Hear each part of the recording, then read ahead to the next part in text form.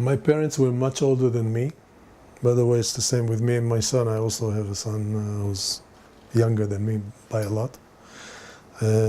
So there was always like an atmosphere. I was a little kid in amongst older people who spoke Yiddish and some Polish, and so I felt a little bit outsider, together with the fact that I wasn't speaking Yiddish and nobody spoke Yiddish to me.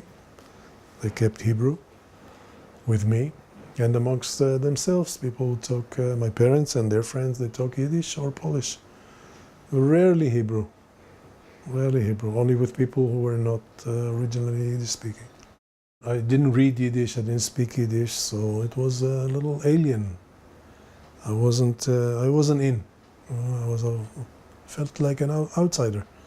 I was never too close to that. I went to some comedy theaters or other theaters in Yiddish, etc., but it was also kind of not deeply involved.